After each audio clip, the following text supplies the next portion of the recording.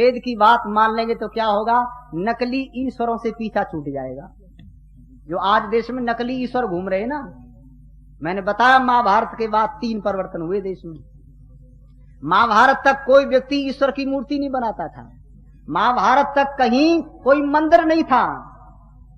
सारी रामायण के अंदर वाल्मीकि ने कहीं कोई मंदिर का जिक्र नहीं किया है, और पूरे महाभारत के अंदर आपको एक मंदिर का वर्णन नहीं मिलेगा। मैं 100 रुपया इनाम के दे दूंगा कोई व्यक्ति यदि बता दे तो। मंदिर थे ही नहीं, आश्रम थे, ऋषि महर्षि जंगल में रहते थे। तो कहते क्या करते थे, महाभारत तक एक निराकार ईश्वर के पुजारी थे सब। महाभारत के पश्चात क्या हुआ, लोगों ने महान पुरुषों की मूर्ति बना करके मंदिर में रख दी और कहा यह मूर्ति ही ईश्वर है। निराकार ईश्वर को भूले, एक मूर्ति को ईश्वर बता दिया। महान पुरुषों की मूर्तियां थी, इसी को ईश्वर मानो। लोग मानने लगे, ईश्वर भक्त तो थे ही, इनको तो ईश्वर की भक्ति करनी थी। महाभारत का युद्ध हुआ, बड़े बड़े विद्वान और योग्य व्यक्ति नहीं रहे, बताने वाला कोई न रहा, तो देश में पाखंड फैल गया, मूर्ति को ईश्वर कहने लगे। एक परिवर्तन अब और हुआ है। वो क्या हुआ है, अब लोग मूर्ति को ईश्वर नहीं कहते, अब इस देश में मनुष्य ही ईश्वर बन गया है। तुम्हारे रोहतक में कोई नहीं आया होगा, अभी बहुत घूम रहे हैं। अब मनुष्य ईश्वर बन गया है। क्यों बन गया है कि जनता अंधी हो गई, जनता कुछ नहीं जानती। इस जनता में जी चाहे जो व्यक्ति ईश्वर बन जा, छोटा बन जा चाहे बड़ा बन जा, कहने सुनने वाला कोई नहीं। एक आर्य समाज नाम का संगठन तो है, जो कि ईश्वर उनके सामने बनेगा तो प्रश्नोत्तर करेंगे। तो यहाँ आर्य समाज में तो कोई बनता नहीं, और जो आर्य समाज से दूर रहते हैं वहां खूब बन जाते हैं। एक व्यक्ति लंबी लंबी जटाओं वाला, बड़ा भारी जादूगर, जटाओं में हाथ डाले तो क्या निकाले, काली मिर्च, लौंग, इलायची, बादाम, छुआरे, मुनक्का, एचमटी घड़ी बालों में से निकाले। लोगों ने कहा ये क्या करता है, कि हम जीचा जो चीज निकाल दें। लोग कहने लगे भगवान है, जीचा जो चीज निकाल देता है, छोटी छोटी चीज निकाले। कहा एचएमटी घड़ी तो और जगह बनती, पर खोपड़ी में कैसे बनने लग गई, ये समझ में नहीं आता है। जादूगर था, जब सब चीज निकालने लगा तो एक आर्य समाजी पहुंच गया उसके सामने। ये क्या करते हो, हम जीचा जो चीज निकाले जरा निकाल के दिखाओ। उसने काली मिर्च, लौंग, इलायची, बादाम, छुआरे, मुनक्का निकाली। तो आर्य समाजी कहने लगा एक सीमेंट का बोरा निकाल। सीमेंट का बोरा है, अब खोपड़ी से बड़ी चीज मांग ली इसने, वो तो बुद्धि रखता था। उन्होंने कहा सीमेंट का बोरा निकाल, तो उसके मुंह की तरफ देखा, कहने लगा तू कौन से मजहब का आदमी है। तो मजहब से क्या मतलब, ये बतला तू कौन से संप्रदाय का है। कहने लगा आर्य समाजी हूं। कहने लगा तेरी चीज ना निकले।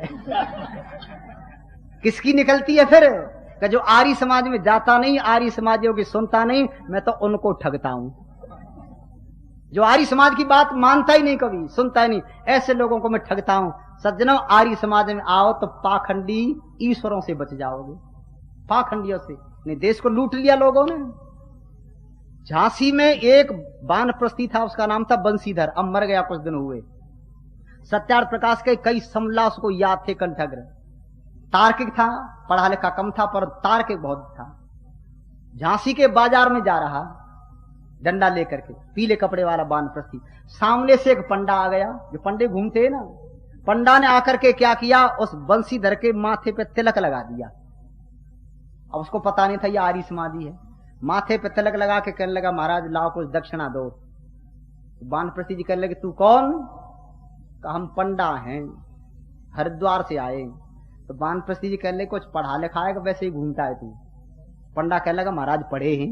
कितने पढ़े हो, का हिंदी पढ़ लेते हैं। का रामायण पढ़ी है तैने, रामायण पढ़ी है। तो अच्छा ये बतला, जब रामचंद्र जी ने लंका पर चढ़ाई की, रावण को मार दिया, तो वहां गद्दी पर कौन बैठा। वो पंडा कहने लगा विभीषण को बैठाया, रावण को मार करके गद्दी पर।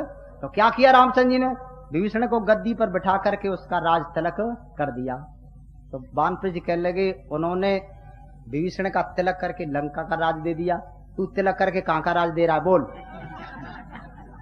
अब पंडा तो उल्टा मांग रहा था, कहने लगे ये क्या कहता है। तो पंडा चुप हो गया। वानप्रस्थ फिर कहने लगे अच्छा सुन, तैने किसी का विवाह देखा कभी। महाराज देखा है। तो विवाह होता है जब लड़का घोड़े पर चढ़ करके जाता है, दूल्हे जाता है, तो लड़की का जो बाप होता है वो तिलक करता है और लड़की देता है। तू बता कौन सी लड़की दे रहा है मेरे को? अब पंडे की बोलती बंद, तो हाथ जोड़ के कहने लगा बाबा पीछा छोड़। तो पंडा जब चलने लगा तो बान पृथ्वी जी ने कपड़ा पकड़ करके कहा इसे साफ करके जा। तो अपने कपड़े से साफ करके कहने लगा अब किसी आर्य समाजी के तिलक ना लगाऊंगा, गलती हो गई। ये सत्य घटना बता रहा हूं।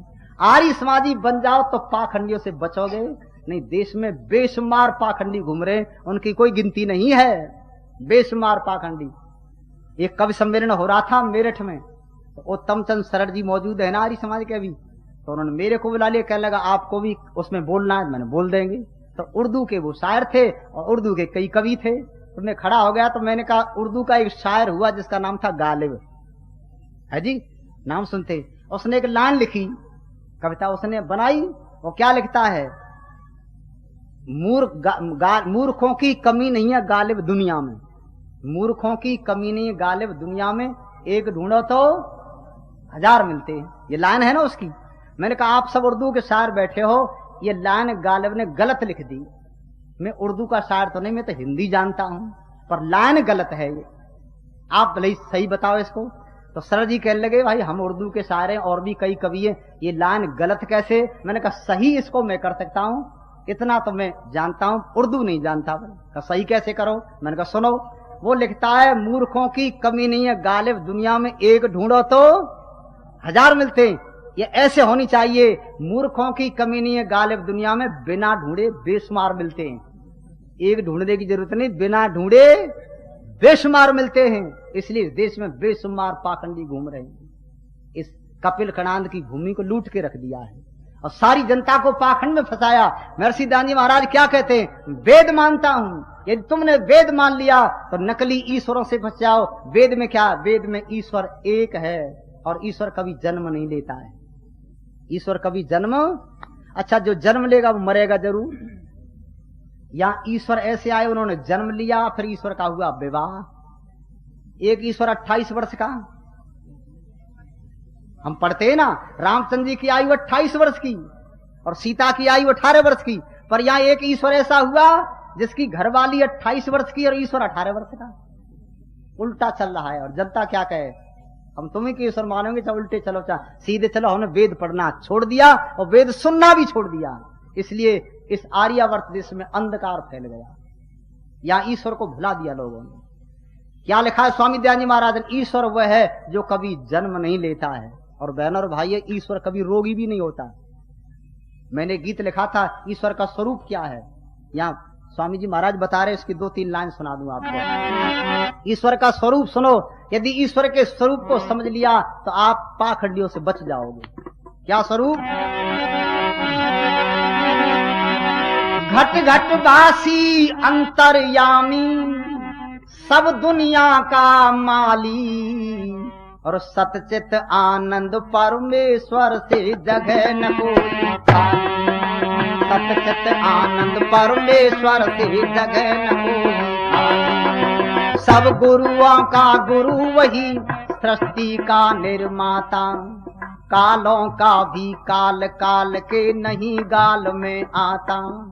कोई क्लेश अविद्या का ना उसको कभी सताता, कर्मों के फल और वासना से है अलग विधाता।